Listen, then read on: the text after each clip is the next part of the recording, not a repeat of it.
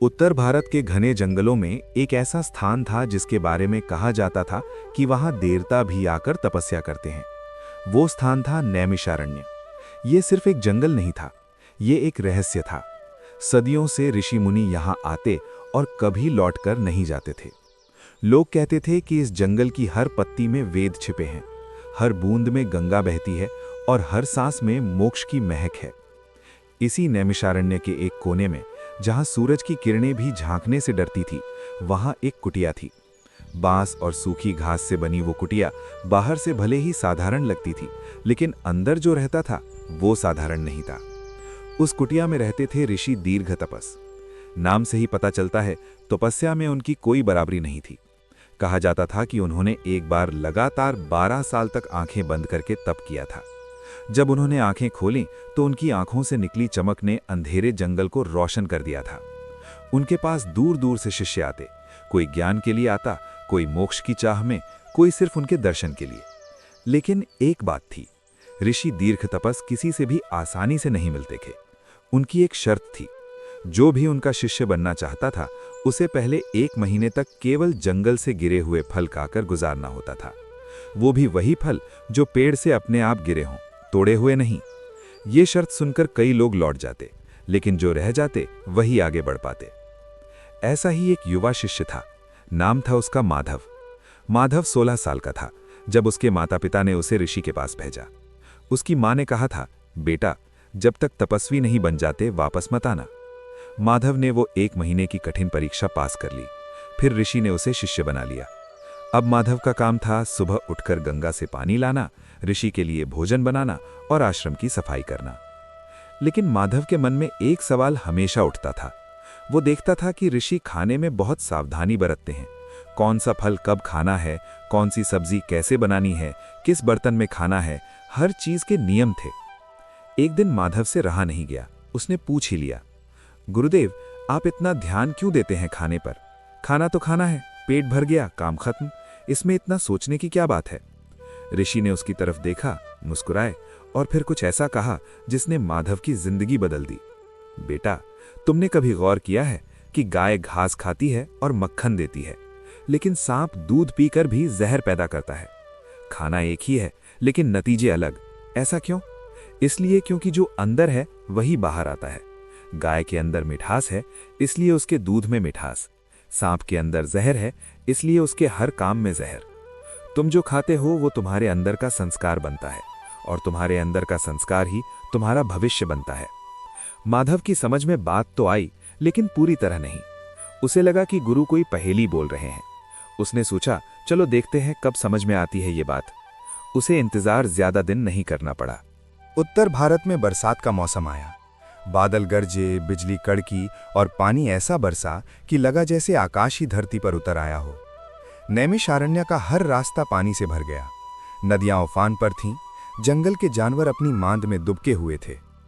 उस रात ऋषि दीर्घ तपस अपनी कुटिया में ध्यान में बैठे थे। बाहर मूसलाधार बारिश हो रही थी, अंदर दिए की लौ हवा से हिल रही थी, मानो कुछ होने वाला हो। तभी कुटिया के बाहर किसी के आने की आहट हुई। माधव ने देखा, एक युवक बुरी तरह भीगा हुआ कांपता हुआ खड़ा था। उसके हाथ में एक छोटा सा पात्र था। माधव ने पूछा, कौन हो तुम, इतनी रात को यहाँ? युवक बोला, मैं पास के गांव का रहने वाला हूँ, मेरी माँ बीमार है। उसने कहा कि ऋषि के पास जाओ और उनका आशीर्वाद लेकर आओ। ये दूध उनके लिए है। मैं सोच रहा था कि ऐसी रात में ऋषि को कुछ गर्म मिल जाएगा। माधव ने दूध का पात्र लिया और अंदर गया। ऋषि ने आंखें खोली। उन्होंने पात्र की तरफ देखा। दूध गर्म था, उसकी भाप उठ रही थी। लेकिन अचानक ऋषि का चेहरा बदल गया। उनकी भौहें तन गईं। उन्होंने गहरी सांस ली। माधव, ये दूध कहाँ से आया? माधव ने बताया, गुरुदेव बाहर एक ग्रामीण लाया है, उसकी माँ बीमार है।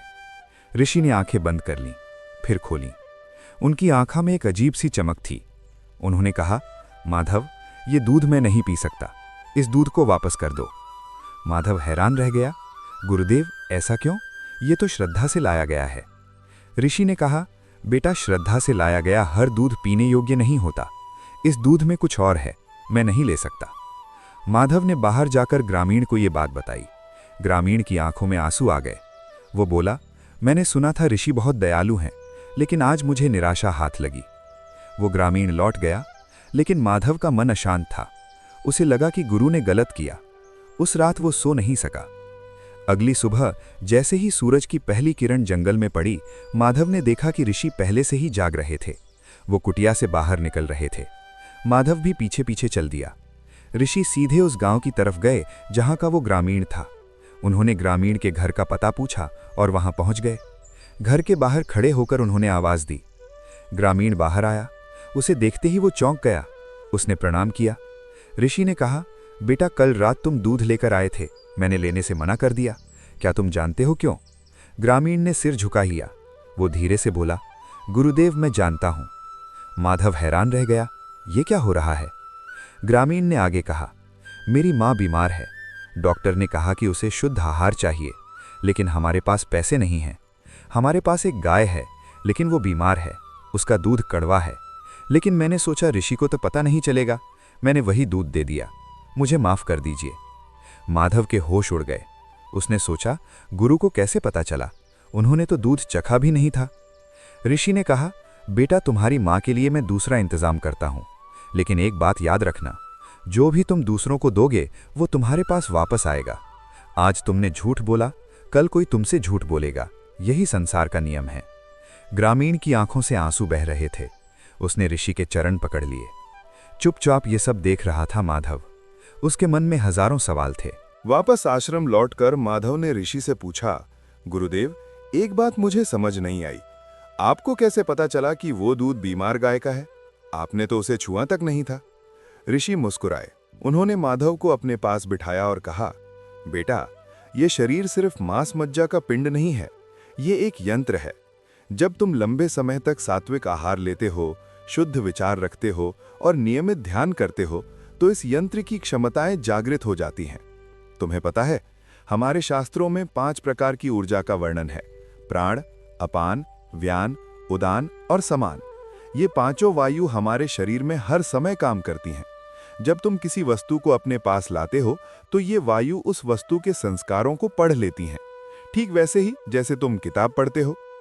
उस दूध में बीमारी की ऊर्जा थी, निराशा की ऊर्जा थी, गरीबी की ऊर्जा थी। मेरी प्राण शक्ति ने उसे पहचान लिया, इसलिए मैंने मना कर दिया। माधव ने पूछा, लेकिन गुरुदेव, हम आम लोग ऐसा कैसे कर सकते हैं? ऋषि ने कहा, इसीलिए तो हमारे ऋषियों ने खाने के नियम बनाए। पहले अन्न को धोना, फिर भगवान को अर्पित करना, फिर प्रसाद के रूप में ग्रहण करना। ये सब केवल रस्में नहीं है बेटा, ये विज्ञान है। जब तुम भोजन को भगवान को अर्पित करते हो, तो वो भोजन पवित्र हो जाता है, उसकी नकारात्मक ऊर्जा समाप्त हो जाती है। और जब तुम प्रसाद के रूप में खाते हो, तो वो भोजन तुम्हें सिर्फ शारीरिक शक्ति नहीं, आध्यात्मिक शक्ति भी देता है। माधव की समझ में अब बात आने लगी थी, लेकिन अभी और गहराई बाकी थी। कुछ दिनों बाद ऋषि ने एक अजीब प्रयोग करने का फैसला किया। उन्होंने 3 शिष्यों को बुलाया। पहला था माधव, जो सबसे युवा था। दूसरा था अग्निशर्मा, जो ब्राह्मण कुल से आया था और वेदों का विद्वान था।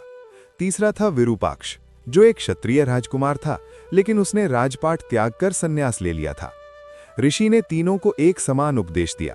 उन्होंने उन्हें एक समान मंत्र दिए, एक समान ध्यान विधि सिखाई, एक समान योग साधना बताई। फिर उन्होंने कहा, अब तीनों अलग अलग कुटियों में रहोगे। 1 महीने बाद मुझसे मिलोगे। बस एक अंतर रहेगा। पहले शिष्य माधव को सात्विक भोजन दिया गया। ताजा दूध, मीठे फल, हरी सब्जियां, गेहूं की रोटी, देशी घी। उसका भोजन सादा लेकिन पौष्टिक था। दूसरे शिष्य अग्निशर्मा को राजस भोजन दिया गया। मसालेदार सब्जियां, तीखी दाल, तली हुई पूरियां, खट्टी चटनी, मीठी मिठाइयां। उसका भोजन स्वादिष्ट लेकिन भारी था। तीसरे शिष्य विरूपाक्ष को तामस भोजन दिया गया। बासी रोटी, कल का बचा हुआ खाना, सड़े गले फल, ऐसा भोजन जो कई घंटे पुराना था। उसका भोजन न तो स्वादिष्ट था न पौष्टिक। तीनों अलग अलग कुटियों में चले गए। ऋषि ने उन पर नजर रखने के लिए विश्वस्त शिष्य नियुक्त कर दिए। 1 महीना बीत गया। तीनों शिष्य ऋषि के पास वापस आए, लेकिन तीनों में जमीन आसमान का फर्क था। माधव, वो पहले से ज्यादा शांत दिख रहा था। उसकी आंखों में एक चमक थी जो पहले नहीं थी। उसका चेहरा दमक रहा था। उसकी वाणी में मिठास थी, बोलने का अंदाज बदल गया था। जब वो बैठा तो उसका शरीर बिल्कुल स्थिर था। उसने बताया कि उसका ध्यान गहरा हो गया है। वो घंटों बिना हिले ध्यान में बैठ सकता है। उसे वेदों के श्लोक समझ में आने लगे हैं जो पहले पहेली लगते थे। अग्निशर्मा, उसकी हालत ठीक नहीं थी। उसका शरीर भारी था, आंखों में लाली थी, वो बार बार चिड़चिड़ा हो जाता था। उसने बताया कि वो ध्यान में बैठता है तो उसे नींद आ जाती है या फिर उसका मन भटक जाता है। वो बार बार गुस्सा होता है, छोटी छोटी बातों पर चिल्ला देता है। उसकी वाणी में कटुता आ गई थी। उसे कुछ याद रखने में परेशानी हो रही थी। विरूपाक्ष बोला, गुरुदेव मैं क्षत्रिय था, मैंने राजपाट त्याग दिया, मैंने सब कुछ छोड़ दिया, फिर भी मैं सुस्त क्यों हो गया? ऋषि ने कहा, बेटा सब कुछ छोड़ देने से कुछ नहीं होता, असली त्याग तो अंदर का होता है। तुमने बाहर का राजपाट छोड़ा लेकिन अंदर की इच्छाएं नहीं छोड़ी, और फिर तुमने तामस भोजन खाया। तामस भोजन का असर ये होता है कि वो तमोगुण बढ़ाता है। तमोगुण का मतलब है अज्ञान, आलस्य, नींद, सुस्ती। तुम पहले से ही अज्ञान में थे क्योंकि तुम समझ नहीं पा रहे थे कि असली त्याग क्या है। तामस भोजन ने उस अज्ञान को और गहरा कर दिया, इसलिए तुम सुस्त हो गए, आलसी हो गए। अज्ञानी आदमी कभी जाग नहीं सकता, वो हमेशा सोता रहता है, चाहे आंखें खुली हों या बंद। विरूपाक्ष की आंखें खुल गईं। अब उसे समझ आया कि गलती कहां हुई। माधव ने धीरे से पूछा, गुरुदेव मुझे कुछ खास नहीं हुआ, मैं तो वैसे ही रहा जैसे था। ऋषि जोर से हंसे, बेटा तुझे कुछ खास नहीं हुआ, यही तो सबसे खास बात है। तू वैसे ही रहा जैसा था, मतलब तेरा स्वभाव स्थिर रहा। सात्विक आहार का यही गुण है, वो तुझे बदलता नहीं बल्कि तेरे अंदर जो अच्छा है उसे और अच्छा बनाता है। तेरा ध्यान गहरा हुआ, तेरी बुद्धि तेज हुई, तेरा शरीर स्वस्थ रहा। यही तो सात्विकता है, चुपचाप बढ़ना, बिना शोर किए। माधव को अब समझ आ गया था कि गुरु ने उस रात दूध क्यों नहीं लिया था। अब ऋषि ने और गहरी बात बताई। उन्होंने कहा, बेटो ये मत सोचना कि सिर्फ भोजन ही सब कुछ है। भोजन तो सिर्फ एक उदाहरण है, असल में तो 3 गुण हर चीज में हैं। जैसे भोजन के 3 प्रकार हैं, वैसे ही यज्ञ के भी 3 प्रकार हैं। सात्विक यज्ञ वो है जो बिना किसी इच्छा के किया जाए, सिर्फ कर्तव्य समझकर। राजस यज्ञ वो है जो दिखावे के लिए किया जाए या फल पाने की इच्छा से। तामस यज्ञ वो है जो बिना श्रद्धा के किया जाए, जिसमें हिंसा हो या जो शास्त्रों के विरुद्ध हो। वैसे ही दान के भी 3 प्रकार हैं। सात्विक दान वो है जो सही समय पर सही व्यक्ति को बिना किसी अपेक्षा के दिया जाए। राजस दान वो है जो दिखावे के लिए दिया जाए या बदले में कुछ पाने की इच्छा से। तामस दान वो है जो गलत व्यक्ति को गलत समय पर बिना श्रद्धा के अपमान करके दिया जाए। वैसे ही तप के भी 3 प्रकार हैं, शारीरिक तप, वाणी का तप और मन का तप। शारीरिक तप का मतलब है सादगी, ब्रह्मचर्य, अहिंसा। वाणी के तप का मतलब है सच बोलना, मीठा बोलना, कम बोलना। मन के तप का मतलब है शांति, संतोष, मौन। ये सब तप भी 3 प्रकार के होते हैं। सात्विक तप वो है जो बिना किसी दिखावे के किया जाए। राजस तप वो है जो सम्मान पाने के लिए किया जाए। तामस तप वो है जो दूसरों को कष्ट देकर या मूर्खता से किया जाए। अब ऋषि ने सबसे गहरी बात बताई। उन्होंने कहा, बेटों गीता के 17वें अध्याय में एक बहुत बड़ा रहस्य छिपा है, वो है ओम तत् सत। ये 3 शब्द हैं, ओम तत् सत। ओम ये ब्रह्मांड की मूल ध्वनि है। जब कुछ नहीं था तब भी ओम था, जब सब कुछ खत्म हो जाएगा तब भी ओम रहेगा। ये अनंत का प्रतीक है। तत् मतलब वो जो हमारी समझ से परे है, जिसे हम देख नहीं सकते, छू नहीं सकते, लेकिन महसूस कर सकते हैं, वो परम ब्रह्म। सत मतलब सत्य, जो हमेशा है, जो कभी नष्ट नहीं होता, जो जन्म मरण से परे है। जब भी कोई कर्म इन तीनों शब्दों के साथ किया जाता है, वो कर्म पवित्र हो जाता है, चाहे वो यज्ञ हो, दान हो, तप हो या कोई भी अच्छा काम। अगर शुरू में ओम बोला जाए, बीच में तत् का भाव रखा जाए और अंत में सत की भावना से किया जाए तो वो कर्म सात्विक बन जाता है। लेकिन अगर ये तीनों न हो तो वही कर्म राजस या तामस बन जाता है। ऋषि ने कहा, सबसे बड़ी बात तो यह है कि बिना श्रद्धा के कोई भी कर्म फलदायी नहीं होता। गीता के अंतिम श्लोक में भगवान कहते हैं, हे पार्थ, जो कुछ भी बिना श्रद्धा के किया जाता है, चाहे वो यज्ञ हो, दान हो, तप हो, वो सब असत है। वो न इस लोक में फल देता है न परलोक में। यानी अगर तुम श्रद्धा से एक रोटी भी किसी को खिलाते हो तो उसका फल अनंत है, और अगर बिना श्रद्धा के एक महल भी दान कर देते हो तो उसका कोई फल नहीं। श्रद्धा का मतलब है विश्वास। विश्वास कि मैं जो कर रहा हूं वो सही है। विश्वास कि इसका फल मुझे मिलेगा या नहीं, ये सोचना मेरा काम नहीं। विश्वास कि ईश्वर हर जगह है, हर चीज में है। जब तुम खाना खाते हो तो श्रद्धा से खाओ, समझो कि ये भोजन भगवान ने दिया है। जब तुम दान करते हो तो श्रद्धा से करो, समझो कि जिसे दे रहे हो उसमें भगवान बैठे हैं। जब तुम तप करते हो तो श्रद्धा से करो, समझो कि तुम्हारा शरीर भगवान का मंदिर है। यही श्रद्धा तुम्हें सात्विक बनाती है। माधव ने अंत में एक सवाल पूछा, गुरुदेव, ये सब जानने के बाद भी हम भूल क्यों जाते हैं? हम रोज गलतियां क्यों करते हैं?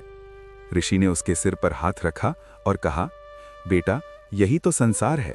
यहां कोई पूर्ण नहीं है। गलतियां होंगी, गिरोगे, उठोगे, फिर गिरोगे, फिर उठोगे। लेकिन जब तक उठते रहोगे तब तक सीखते रहोगे, और जब तक सीखते रहोगे तब तक बढ़ते रहोगे। गीता यही सिखाती है।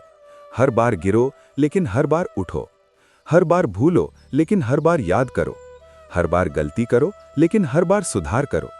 बस इतना याद रखो कि तुम जो भी खा रहे हो वो सिर्फ तुम्हारा पेट नहीं भर रहा, वो तुम्हारा भविष्य बना रहा है।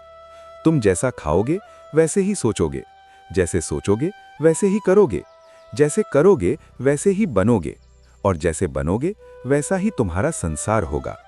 इसलिए सावधान रहो, अपने भोजन को पवित्र रखो, अपने विचारों को पवित्र रखो, अपने कर्मों को पवित्र रखो, और सबसे बढ़कर अपनी श्रद्धा को पवित्र रखो। तीनों शिष्य अब समझ गए थे। उन्होंने ऋषि के चरण छुए और अपनी अपनी कुटियों की तरफ लौट गए। लेकिन इस बार वे पहले जैसे नहीं थे। उनके अंदर एक बदलाव आ चुका था। माधव अब रोज सुबह उठता तो सबसे पहले भगवान को याद करता। फिर वो अपने भोजन को देखता, समझता कि ये कहाँ से आया, कैसे बना। वो श्रद्धा से खाता, श्रद्धा से सोता, श्रद्धा से उठता। अग्नि शर्मा ने अपना राजस भोजन छोड़ दिया। वो अब सात्विक खाने लगा। कुछ ही दिनों ने उसका गुस्सा कम हो गया, उसका मन शांत हो गया। वो फिर से वेद पढ़ने लगा, लेकिन इस बार समझ के साथ। विरूपाक्ष ने भी तामस भोजन छोड़ दिया। उसने ताज़ा खाना शुरू किया। धीरे धीरे उसका आलस्य दूर हुआ, उसकी याददाश्त वापस आई। वो फिर से वैसा ही तेजस्वी बन गया जैसा पहले था। तीनों ने मिलकर एक नियम बनाया। वे रोज रात के खाने से पहले 1 मिनट रुकते, अपनी थाली को देखते और खुद से पूछते, ये भोजन मेरे अंदर क्या भर रहा है? शांति या अशांति, ऊर्जा या आलस्य, प्रेम या घृणा? तो दोस्तों, ये कहानी सिर्फ एक मुनि और उसके शिष्यों की नहीं है, ये आपकी और हमारी कहानी है। हम रोज हजारों फैसले लेते हैं, क्या खाना है, क्या पीना है, क्या सोचना है, क्या करना है। ये छोटे छोटे फैसले ही मिलकर हमारा जीवन बनाते हैं। गीता का 17वां अध्याय हमें यही सिखाता है कि हम सिर्फ वही नहीं हैं जो हम सोचते हैं, हम वो भी हैं जो हम खाते हैं। हमारा भोजन हमारे मन का निर्माण करता है, हमारा मन हमारे कर्मों का निर्माण करता है, और हमारे कर्म हमारे भाग्य का निर्माण करते हैं। तो अगली बार जब आप खाने की थाली में बैठें तो एक पल रुकिए, उस रोटी के टुकड़े को देखिए, उस सब्जी को देखिए, उस दाल को देखिए, और खुद से पूछिए, ये भोजन मुझे कहाँ ले जा रहा है, ऊपर या नीचे, प्रकाश की तरफ या अंधेरे की तरफ? क्योंकि आखिरकार आप जो खाते हैं वो सिर्फ आपका पेट नहीं भरता, वो आपकी आत्मा को भी भरता है, वो आपका कल बनाता है, वो आपका भविष्य गढ़ता है, वो तय करता है कि आप देवता बनेंगे या दानव। यही गीता का रहस्य है, यही जीवन का सत्य है। ओम तत्सत। जय श्री कृष्णा।